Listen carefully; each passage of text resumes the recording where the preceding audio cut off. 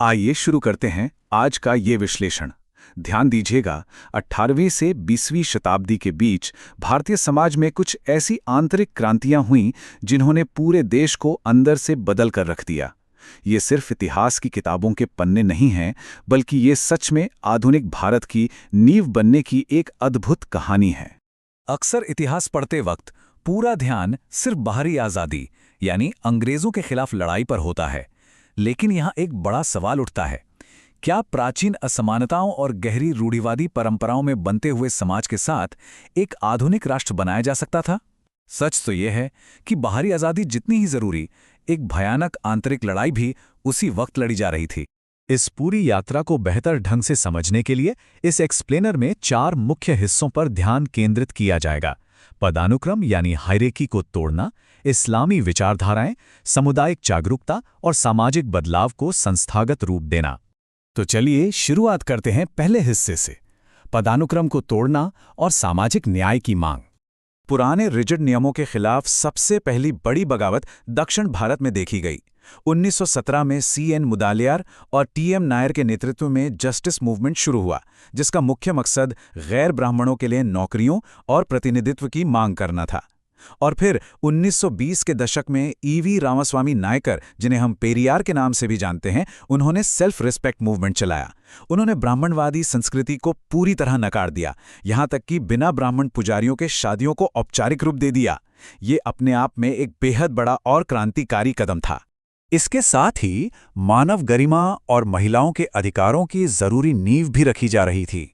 1992 में वीरे सालिंगम पंतुलु ने मद्रास हिंदू एसोसिएशन की स्थापना की। ये एक सामाजिक शुद्धता आंदोलन था जिसने विधवाओं के शोषण और देवदासी प्रथा जैसी गहरी बुराइयों के खिलाफ पुरजोर आवाज उठाई।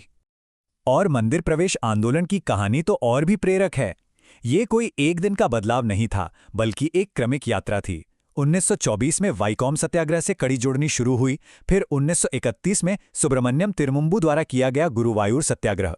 इन लगातार प्रयासों का ही असर था कि 1936 में ट्रावनकोर के महाराजा को औपचारिक घोषणा करनी पड़ी, और आखिरकार 1938 में मद्रास प्रशासन ने हिंदू मंदिरों को अछूतों के लिए खोलने पर मजबूर कर दिया। एक के बाद एक सदियों पुरानी दीवारें टूट रही थीं। अब आते हैं दूसरे मुख्य हिस्से पर, इस्लामी विचारधाराएं जिनमें प्रतिरोध और सुलह दोनों ही रंग देखने को मिलते हैं। 18वीं और 19वीं शताब्दी के शुरुआती इस्लामी पुनर्जागरण आंदोलनों में एक स्पष्ट विविधता दिखाई देती है। एक तरफ वहाबी आंदोलन था जो इस्लाम के शुद्ध रूप और शरिया के पालन पर जोर दे रहा था। वहीं दूसरी तरफ 1931 में टिटू मीर ने मुसलमान किसानों को हिंदू जमींदारों और ब्रिटिश नील बागान मालिकों के खिलाफ एकजुट किया। और इसके बाद हाजी शरीयतुल्लाह द्वारा शुरू किया गया फराइजी आंदोलन 1940 के दशक तक आते आते एक क्रांतिकारी अर्धसैनिक बल यानी पैरामिलिट्री फोर्स में तब्दील हो गया। लेकिन सभी आंदोलन क्रांतिकारी या उग्र नहीं थे। 1989 में मिर्जा गुलाम अहमद द्वारा स्थापित अहमदिया आंदोलन ने एक उदारवादी रुख अपनाया। इन्होंने जिहाद का विरोध किया, पश्चिमी शिक्षा को बढ़ावा दिया और मानवता के सार्वभौमिक धर्म की वकालत की। इन्होंने बेहद गर्व के साथ खुद को मोहम्मडन रेनेसांस का ध्वजवाहक माना। इस दौरान एक और दिलचस्प विचारधारात्मक टकराव उभरा। एक तरफ सर सैयद अहमद खान थे, जिन्होंने 1975 में अलीगढ़ आंदोलन शुरू किया। उनका मानना था कि पश्चिमी वैज्ञानिक शिक्षा और कुरान की शिक्षाओं के बीच सामंजस्य होना चाहिए, और साथ ही उन्होंने महिलाओं के हक में पुर्दा और बहुविवाह का विरोध भी किया। वहीं दूसरी तरफ 1966 में स्थापित कट्टरपंथी देवबंद स्कूल ने इस पश्चिमी असर को बिल्कुल नकार दिया। बड़ी बात यह है कि देवबंद ने इंडियन नेशनल कांग्रेस का समर्थन किया और सर सैयद के संगठनों के खिलाफ बाकायदा एक धार्मिक फतवा तक जारी कर दिया। बढ़ते हैं तीसरे हिस्से की तरफ, सामुदायिक जागरूकता यानी देश भर में जमीनी स्तर पर होने वाले सुधार। अन्य समुदाय भी इस जागरूकता की लहर में किसी से पीछे नहीं थे। 1851 में दादा भाई नौरोजी जैसे अंग्रेजी शिक्षित पारसियों ने सामाजिक सुधार का पैगाम फैलाने के लिए रास्त गोफ्तार यानी सच बोलने वाला नामक अखबार निकालना शुरू किया। वहीं सिख समुदाय ने आधुनिक शिक्षा के लिए और औपनिवेशिक ईसाई मशीनरियों का सामना करने के लिए 1873 में सिंह सभा की स्थापना की और खालसा स्कूलों का जाल बिछाया। इस जमीनी जागरूकता का एक सटीक और मजबूत उदाहरण अकाली आंदोलन है। गुरुद्वारों में बैठे भ्रष्ट महंतों के खिलाफ जो अहिंसक आंदोलन शुरू हुआ, उसने आखिरकार अंग्रेजों पर इतना भारी दबाव बनाया कि उन्हें 1922 का सिख गुरुद्वारा एक्ट पारित करना पड़ा। इस कानून ने प्रबंधन का पूरा कंट्रोल आम सिखों की संस्था SGPC के हाथ में दे दिया। यह सीधे तौर पर आम लोगों की एक बहुत बड़ी जीत थी। और अब हम आते हैं आखिरी हिस्से पर, सामाजिक बदलाव को संस्थागत रूप देना और एक राष्ट्रीय चेतना का उदय होना। अलग अलग जगहों पर हो रहे इन तमाम प्रयासों को अब एक बड़े राष्ट्रीय मंच की जरूरत थी।